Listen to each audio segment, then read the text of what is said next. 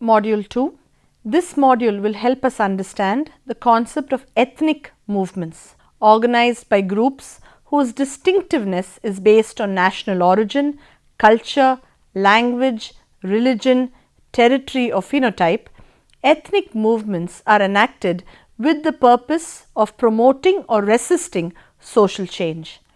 Ethnic groups express grievances or claims on behalf of the larger collective through organized group efforts, which are often directed at actors and institutions or other ethnic groups. The target of an ethnic movement can vary depending upon its goals, which can include improving the status of minority groups, influencing policy, or demanding independence.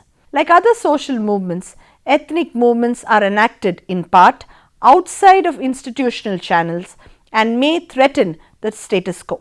While many ethnic movements are peaceful, those associated with secessionist or separatist movements may engage in ethnic violence. No matter what tactics and strategies are used, the emergence of ethnic movements within multi-ethnic states, the vast majority of countries around the world, presents a challenge to democratic nations and civil societies. The overwhelming majority of societies today are multi-ethnic and multicultural.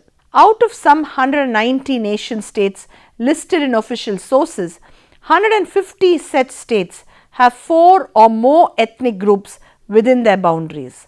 Most of these are increasingly confronted with minority groups demanding recognition of their identity and accommodation of their cultural differences. In a survey of such groups, Ted Gurr, in his study in 1993, singled out 233 minority ethnic groups who are at risk. By this, he meant groups that in the post-World War II period have either taken political action on behalf of their collective discrimination or both. Hence, they are actually or potentially engaged in inter-ethnic conflict. Of these 233 groups, only 27 or about 12% have no record of political organization, protest, rebellion or other form of intercommunal conflict since 1945. Gurr also pointed out of the 127 countries in the world that he examined, 75% had at least one and many had more highly politicized minorities. As such, ethnic tensions and movements have become a major source of violent and non-violent conflicts. If around the world so many multi-ethnic states are in trouble, it is obvious that there is a need to understand the cause behind these movements and their nature and type. Such an understanding can also help in looking for means and mechanisms for conflict resolutions. A large number of scholars the world over are undertaking such studies. In this module, we will have to look at some of them. Ethno-nationalism.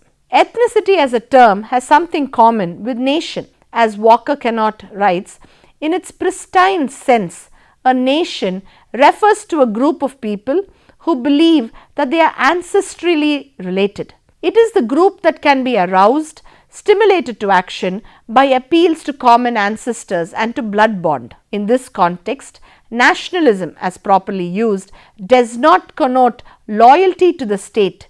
That loyalty is properly termed patriotism. Nationalism connotes loyalty to one's nation, one's extended family. One can therefore speak of an English or Welsh nationalism, but not of a British one. Kennott therefore suggests that two loyalties represent two different orders of things. Loyalty to state is socio-political in nature and is based in large part on a rational self-interest. Loyalty to nation is more intuitive than rational and is predicated upon a sense of consanguinity, common ancestry. Ethno-national movements, therefore, are movements conducted in the name of the ethnic groups which have a sense of being a national group. Ethnic groups, which are also considered to be minorities in states, generally are of three types: national minorities, immigrant ethnic groups and refugee groups. The national minorities consist of the original inhabitants of the state.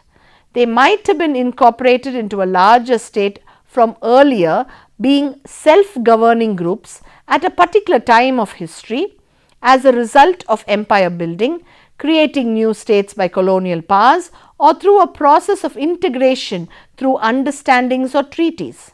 National minorities can also be groups having come into existence as a result of founding of new religions or conversions to a religion that had come from outside and in due course developed a sense of its separate identity. Immigrant ethnic groups are those who had left their national community and come to another state as individuals or families in search of jobs, etc., and in due course formed associations of immigrants of the same culture or religion.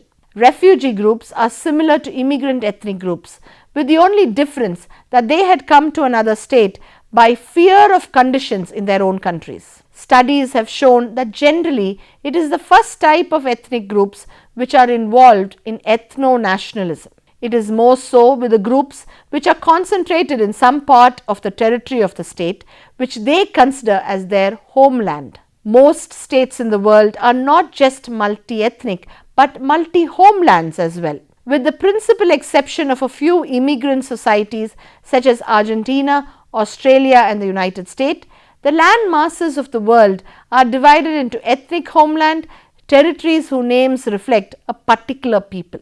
Catalonia, Croatia, England, Finland, Iboland, Ireland, Kurdistan, Mizoland, Mongolia, Nagaland, Pakistan, Poland, Scotland, Swaziland, Sweden, Tibet, Uzbekistan, etc. are examples of homelands of ethnic groups. To the people who have lent their name to the area, the homeland is much more than a territory. The emotional attachment is reflected in such widely used descriptions as native land, fatherland, the sacred soil, ancestral land, this hallowed place, motherland, land of our fathers, and not the least homeland. In the case of a homeland, territory becomes intermeshed with notions of ancestry and family. The emotional attachment to the homeland derives from perceptions of it as the cultural earth and very often as the geographical cradle of the ethno-national group. Therefore, it is for the homeland that ethno-national groups demand greater autonomy or full independence. However, it is not only the concentration of ethnic groups in specific territories that cause ethnic movements. Territorial concentration provides homeland perception and an easy manifestation for expression of grievances in nationalist language. Reasons for the emergence of ethnic movements, however, are various. Various explanations discussed lay emphasis on one or the other reason for ethnicity becoming a focus for political mobilization. Most observers accept the fact that no single theory or model can explain the phenomenon in all its aspects and in all types of situations. Ethnic mobilization may have multiple causes. Economic marginality is certainly one of the root causes and hence one of the theoretical explanations of regional and national conflicts. But it is not by itself a sufficient basis for a general theory of ethnicity or regionalism. Economic factors are, of course, fundamental to theoretical explanations, but they are many-sided and must be considered in their concrete reality. Historical and political factors are most important, but these must also be considered as concrete elements of specific historical development and of a specific political system. Cultural factors can also develop in complex ways, both as a result of political conflict and of ideological confrontation, linguistic conflicts, for example. But even these must be considered in terms of their specific reality. Ethnic nationalism is also a reflection of broader and deeper consensus in modern society, such as disquiet at standardization and intensifying identity crisis and growing general dissatisfaction with government and major parties. Hence, ideologically, ethno-nationalism offers a combination of older themes related to the community, common inheritance and culture, along with newer ones relating to economic development and democratic control.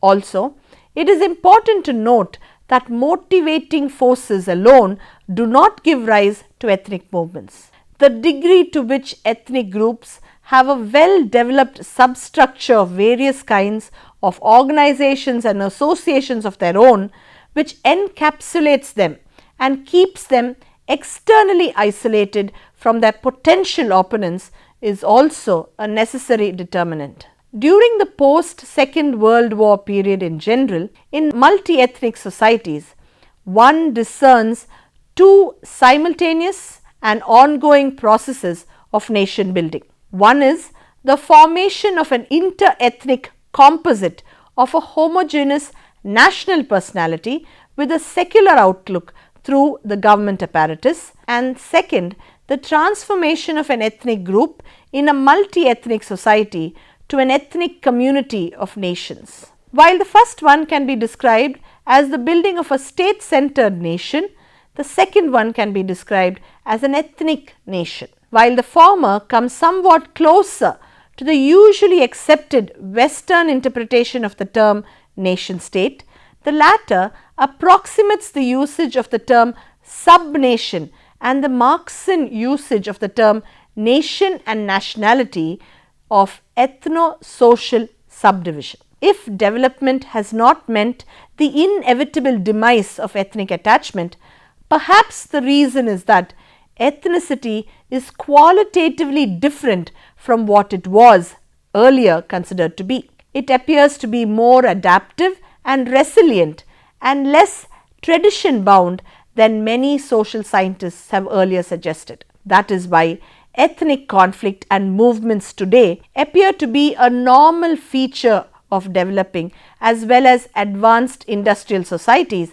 with varied consequences for social and political processes. In every system and regime, ethno-cultural resurgence has put to question the very basis of nation-state and the concept of nationality. The last 3 decades of the 20th century have particularly been a period during which minority nationalist movements have multiplied and flourished. It is estimated that more than 75% of ongoing major conflicts today are due to ethnic considerations. As we have discussed, one of the most important functions of cultural movements is to support ethnic boundary maintenance, or more properly, boundary reconstruction. Typically, they attempt to repair breaches in boundaries and prevent the loss of group numbers, especially elite members. They infuse group identity with a new or revived cultural content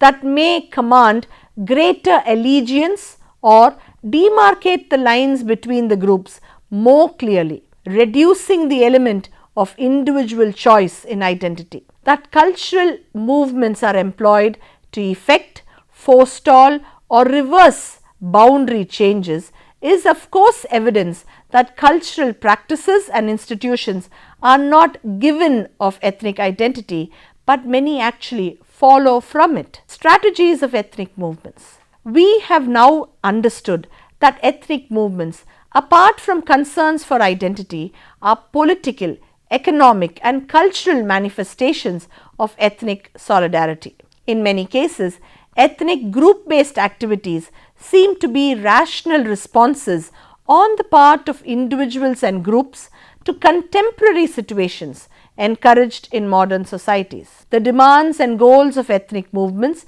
differ from situation to situation. These range from simple demands for protection of language or culture to complete autonomy or separation. Within these, the nature and language of education, the designation of holidays, the development of cultural programs and such other policy measures become issues of concern. As we have discussed, particularly in modern systems where public authority delves into many aspects of life, culturally distinct groups may well aspire to control that authority in culturally sensitive areas. These may be demands for establishment of federal systems or more powers to states in existing federal systems like that is being made by many groups in India, or recognition of special status for a state or province as in the case of Quebec in Canada. The general ethnic demands are of 4 types. The first one for affirmative discrimination, the second for greater autonomy and unquestioned power, third the autonomy demand related to systematic change, and 4 secession. Similarly, various ethnic movements use different techniques to attain their goals. Christopher Hewitt, having conducted a survey of a number of ethnic movements, observes that the strategies generally used are civil war, communal or ethnic rioting, and terrorism. Civil war is marked by widespread conflict between highly organized and heavily armed military units. There is either a struggle for control of the state, as in Zanzibar, or the state fragments and its authority passes to ethnic factions who battle for territory, as in Cyprus and Lebanon. This type of conflict, threatening a revolutionary transformation of the pre-existing state, is clearly the most serious kind of ethnic conflict, leading to very high death rates as well as widespread social disruption and property damage. Communal rioting is of 2 types. The first involves clashes between civilian crowds rather than between organized military units. The violence is spontaneous and the weapons used are often homemade and primitive. Communal rioting, while it may involve incursions into the other group's areas, does not typically involve attempts to gain or control territory, such as usually occur in civil war situations. Nor is there any serious likelihood that the government will be overthrown by this kind of violence. In this kind of communal rioting, there is a widespread willingness to attack members of the other community simply because of their ethnic identity. Communal riots of this type occur in community-sensitive societies, though their severity varies considerably. Another type of communal riot does not involve confrontation between rival crowds, but rather clashes between soldiers or police and civilians of one ethnic community, together with some looting and property damage. Such confrontations have been significant in the United States, Israel and Northern Ireland. Terrorism is defined as violence carried out by highly organized groups. It includes such acts as assassinations, bombings and small-scale gun battles. Although such acts are often committed in association with other kinds of violence, terrorist campaigns of any significance are not common. The activities of the Irish Republican Army and the Protestant loyalist groups have been responsible for the great majority of deaths in Northern Ireland. Intermittent racial terrorism in the United States has had little social impact and claimed only a handful of lives. In Canada, the separatist Front the Liberation du Quebec was responsible for a handful of kidnappings and bombings. In India, terrorist activities by ethnic movements had been used in the northeastern part of the country and Jammu and Kashmir. A significant example of the use of terrorism is by the LTTE in Sri Lanka. In this module, we have seen that most countries in the world are populated by several distinct ethnic groups, and a number of them have experienced or are experiencing ethnic movements of one or the other type. The problems involved in managing group conflicts in multi-ethnic societies are multifarious and exceedingly complex. The growth of the ethnic self-assertion is in many ways a consequence of these managerial problems and related developments. In many societies, ethnicity has become the main base for interest demands also. Among the possible causes generating ethnic movements are fear of loss of identity, economic grievances, political grievances, political mobilization by the elite, and so on. The most general complaint is that one community is denied its fair share of economic and political power. The demands and goals of the ethnic movements range from redressal of grievances by the state to those of complete autonomy or separation. Similarly, ethnic movements can take various shapes ranging from peaceful constitutional protests to civil war, with ethnic or communal rioting and terrorism in between. Whether in the shape of agitations for autonomy, movements for better politico-economic structures, or struggle for separation, the phenomenon of ethnicity is an intrinsic component of the socio-political realities of most of the multi-ethnic states in the world today. It is becoming increasingly evident that in the post-Second World War period, both neoliberal and socialist claims have not been able to remove the ethno-national question from their political agenda. Therefore, the issue of how to cope with the complexities of multi-ethnic states and ethnicity remain very significant. Thank you.